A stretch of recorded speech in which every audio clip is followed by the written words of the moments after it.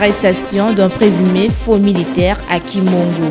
Lancement officiel par le préfet du département de Pointe-Noire de la campagne de vulgarisation du message du chef de l'État.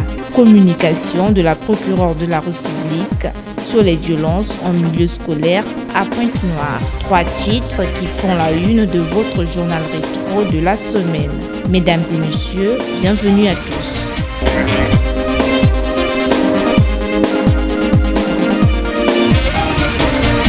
Le président de la République adresse une fois par an un message sur l'état de la nation au Parlement réuni en congrès.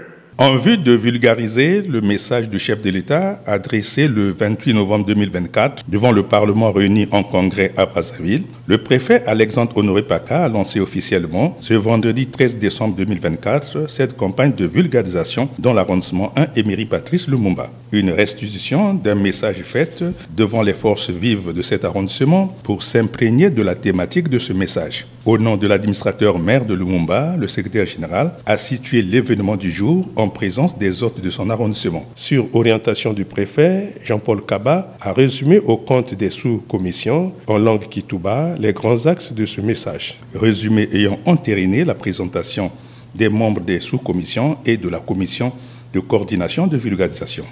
Dans son mot de circonstance, Alexandre Honoré Paka a exhorté les populations de Lumumba en se référant au projet de société du président Denis Sassou Nguesso. Je vous exhorte de prendre le relais en procédant par les descentes dans vos circonscriptions administratives respectives, dans vos quartiers et vos zones de compétences, car chacun, en ce qui vous concerne, est comptable de la gestion du pays, comptable de la gestion de notre département.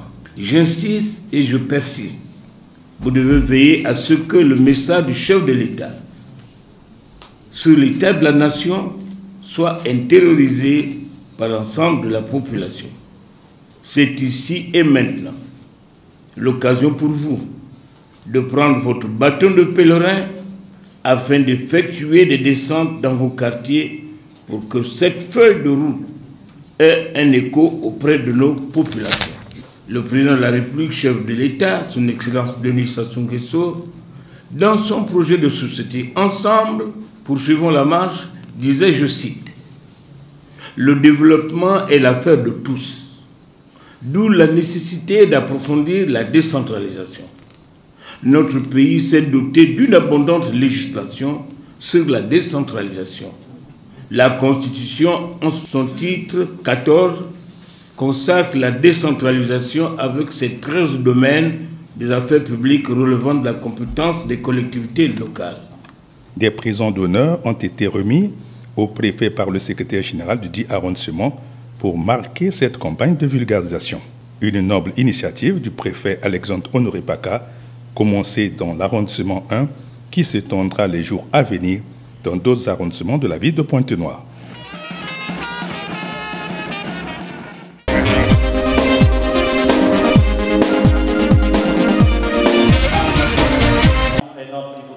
C'est sous le thème « L'amélioration de la situation sanitaire multisectorielle du paludisme, de la tuberculose, du VIH-Sida et tout autre problème de santé publique » que le préfet du Kwilu, Paul Adam Dibouilo, a ouvert ce jeudi 12 décembre 2024 la 2e session ordinaire du Conseil départemental de la santé du Kwilu. Pendant 2 jours de travaux, les participants vont plancher sur les maladies endémiques de santé publique pour le bien-être des populations du Kwilu. 3 allocutions ont retenu notre attention, à savoir le mot de bienvenue du sous-préfet de Luango mettant en valeur un corps en bonne santé pour un mieux-être. Le représentant de la santé a martelé sur les attentes du ministère à cette 2e session. Le ministère de la Santé attend beaucoup des retombées de cette 2e réunion du Conseil départemental, dont l'objectif général est de contribuer à l'amélioration de la réponse sanitaire multisectorielle du paludisme, de la tuberculose, du VIH-Sida, des hépatites virales, de la résistance aux antimicrobiens et autres problèmes majeurs de santé publique dans les départements du Kwilu, à travers le renforcement de la coordination multisectorielle et du partenariat local. Au nom du ministre de la Santé et de la Population, nous souhaitons une bonne tenue des présentes assises. Le préfet Paul Adam Dibouilo sur l'objectif des assises de ce jour. Le Conseil départemental de la santé, par sa composition diversifiée, constitue de ce fait un espace privilégié pour une recherche collégiale des solutions aux problèmes locaux de santé, et ce, en droite ligne avec les dispositions de la Constitution de 2015 qui confère la santé de base aux collectivités locales et celle de la loi numéro 10/2003 du 6 février 2003 portant transfert des compétences aux collectivités locales. L'objectif général de nos assises de ce jour est donc de contribuer à l'amélioration de la réponse sanitaire multisectorielle du paludisme, de la tuberculose, du VIH-Sida, des hépatites virales, de la résistance aux antimicrobiens et tout autre problème majeur de santé publique dans le département du Kouilou, à travers le renforcement de la coordination multisectorielle et du partenariat local. Les résultats probants sont ainsi attendus au terme de cette session pour alléger le double fardeau de nos populations en pleine transition épidémiologique, sont tour à tour confrontées aux 3 grandes endémies dont je viens de citer plus haut et aux maladies émergentes, diabète, hypertension artérielle et aux complications dont l'AVC, accident vasculaire cérébral. C'est donc, mesdames et messieurs, en ces termes que je déclare ouverts les travaux de la 2e session du Conseil départemental de la santé du Kouilou. Ouverte ce 12 décembre 2024, les travaux de la 2e session ordinaire du Conseil départemental de la santé du Kouilou s'achèveront le 13 décembre 2024 au siège de la préfecture du Kouilou.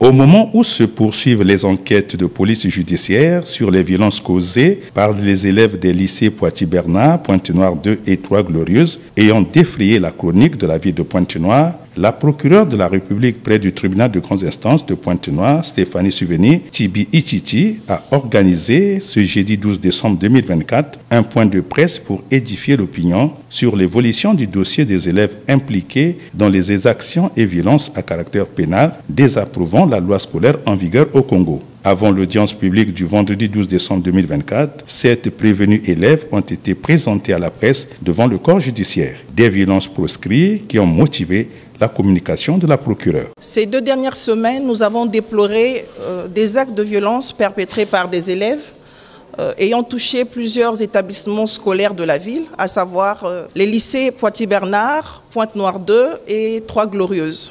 Au cours de ces violences, il a été recensé un acte d'agression sur un personnel enseignant, des véhicules personnels saccagés, des bureaux et matériels didactiques vandalisés et des outils informatiques dérobés. Plusieurs élèves sont concernés dans cette affaire et l'enquête menée par les services de police judiciaire, qui se poursuit encore, a permis d'en interpeller 7 d'entre eux, formellement identifiés comme ayant participé à ces faits. Ils ont été déférés à mon parquet et nous les avons traduits suivant la procédure de flagrant délit. C'est-à-dire que dès demain, à l'audience de vendredi, ils seront présentés devant le juge pénal pour répondre des faits de CBV, coups et blessures volontaires, de destruction de clôture, de destruction de biens mobiliers et de vol. De tels agissements de la part des élèves, des agissements qui ne s'expliquent pas, sont inadmissibles et ce sont des actes à proscrire. Dans le même fil d'idées, la procureure de la République met en garde. Je tiens à rappeler aux parents et aux élèves, face aux éléments perturbateurs dans les écoles, le mot d'ordre est tolérance zéro désormais. C'est-à-dire que tous les élèves, tous ceux qui auront choisi délibérément de transformer ces lieux d'apprentissage en arène de combat subiront les foudres de la loi. Et le parquet de la République s'assurera de requérir à leur encontre des peines d'emprisonnement fermes. Sachant que le statut d'élève ne garantit aucune impunité, ces élèves qui seront traduits devant le juge pénal se verront appliquer la rigueur de la loi au regard de leurs actes inciviques.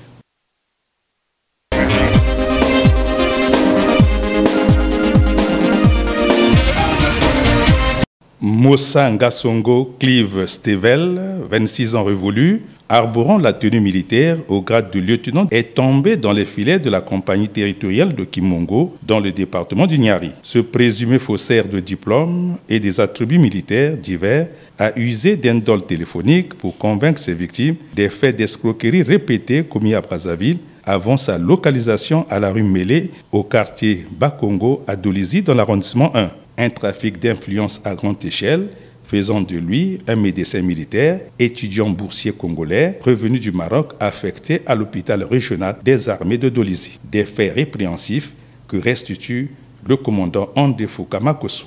Pendant son interrogatoire à chaud, nous avons pu le confondre avec la collaboration du médecin colonel, directeur de l'hôpital régional des armées, du commandant gynécologue du dit hôpital et le témoignage poignant de son oncle que nous avons eu au téléphone.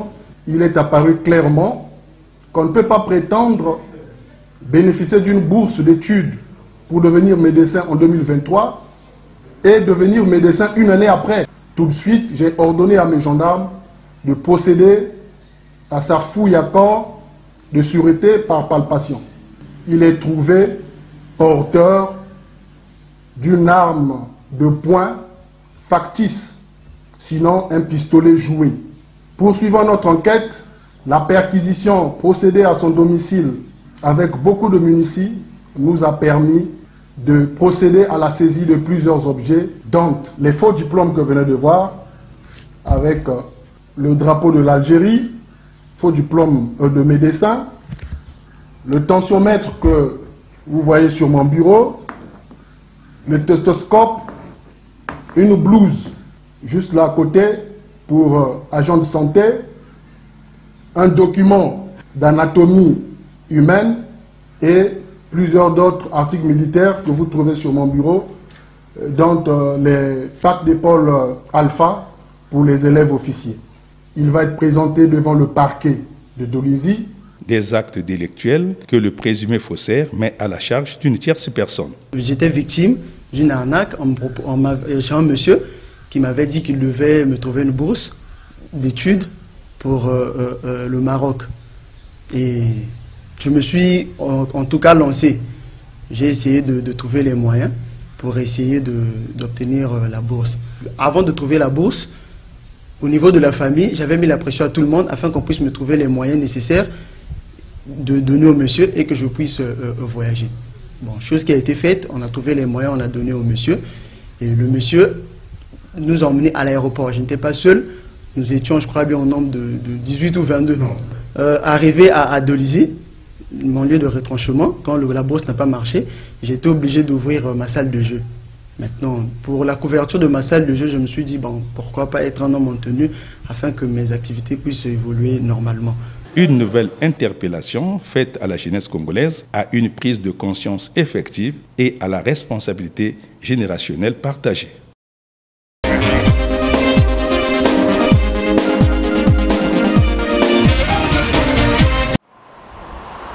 En sa qualité de président du conseil départemental de la santé, le préfet Alexandre Honoré Paka a ouvert ce mardi 10 décembre 2024 les assises de cette institution départementale à Pointe-Noire. Les experts de la santé de l'OMS, UNICEF et du département de Pointe-Noire vont échanger pendant 2 jours pour examiner en session extraordinaire et inaugurale le cadre fonctionnel de ce conseil.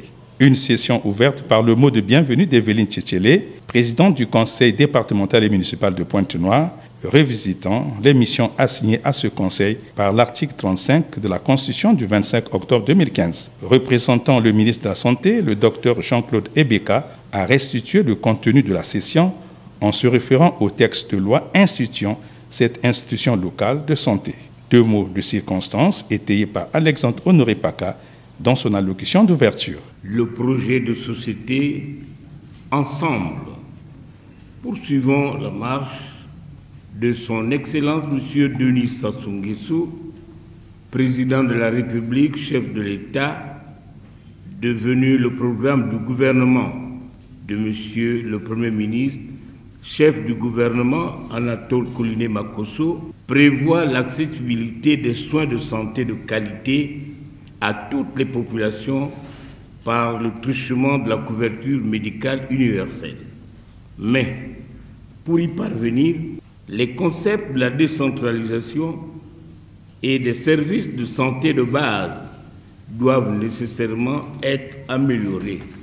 En République du Congo, notre pays, conscient de l'importance de la santé dans le processus général du développement, notre pays a reconnu le droit à la santé du citoyen congolais à travers sa constitution, à son article 36, et s'emploie à faire de la promotion de celui-ci un des domaines prioritaires de l'action gouvernementale. C'est en considération de ce qui précède que notre pays, le Congo, a souscrit aux engagements internationaux, notamment aux objectifs du développement durable, en sigle ODD, dont l'objectif 3 est de garantir d'ici 2030 l'accès de tout un chacun à des services de soins de santé de qualité et promouvoir le bien-être de tous à tout âge. En avant pour la lutte contre le paludisme, la tuberculose, le VIH-Sida et la lutte contre le monkeypox, variole du singe. C'est par ces mots que je déclare ouverte la session inaugurale du Conseil départemental des soins de santé du département de Pointe-Noire.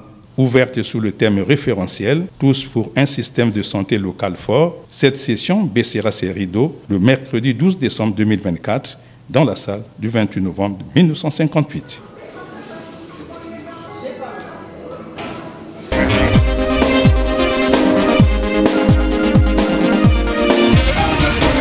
Promesse faite aux populations du massif du Mayombe. Grenier de la banane plantain, Mvouti a été créé en 1925 par le gouverneur Marchand, ayant à son actif 40 sous-préfets et 37 villages. L'assistance a suivi tour à tour 4 allocutions mettant en relief les enjeux territoriaux du développement local de Mvouti. Enjeux traduisant l'invite au cadre de Mvouti de construire une résidence à Mvouti, l'assurance du comité d'organisation au Premier ministre de sa disponibilité à œuvrer pour la modernisation de Mvouti. Nous vous rassurons de l'entière disponibilité de la commission d'organisation et des différentes sous-commissions afférentes qui ne ménageront aucun effort pour que le centenaire du district de Mvouti soit réellement un événement historique qui sera écrit en lettres d'or sur le fronton de la mémoire collective. Évocation sur l'histoire de Mvouti qui se confond avec celle du Mayombe, du chemin de fer Congo-Océan et de sa subdivision planique. Des allocutions saluées par l'intermède musical de l'artiste Bongo Profeta, rendant hommage aux martyrs de Mvouti.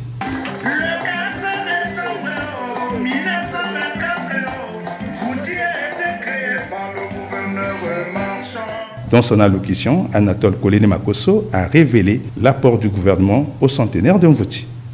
Nous devons travailler ensemble pour diversifier l'économie locale, développer le tourisme naturel et mémoriel et protéger notre environnement, qui est une richesse pour toute la nation.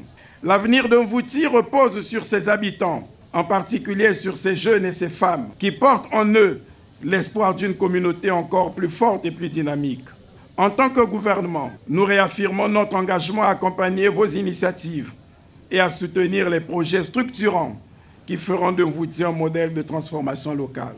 Ces actions ne sont pas seulement essentielles pour Mvouti, mais elles s'inscrivent dans la vision de développement durable portée par le président de la République, son Excellence Denis Sassou Nguesso. Il m'a d'ailleurs chargé de vous dire qu'il enverra personnellement son épouse dans les tout prochains jours, Maman Antou, pour mettre en service l'hôpital de base de Mvouti actuellement en construction et dont les travaux d'achèvement sont accélérés et très avancés. Il m'a chargé de dire à la jeunesse d'intérioriser son message qu'il lui a adressé lors de son discours sur l'état de la nation le 28 novembre 2024.